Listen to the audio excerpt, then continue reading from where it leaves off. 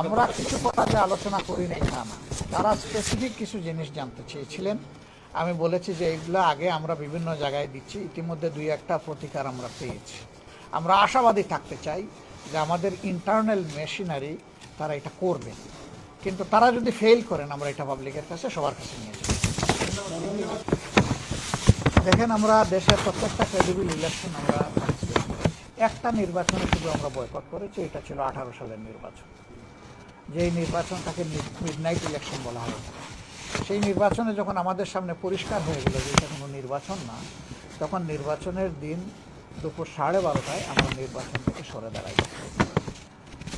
আমরা এবার মনে করি এই ধরনের কোনো পরিবেশ সৃষ্টি হবে না, হতে দেওয়া উচিত না।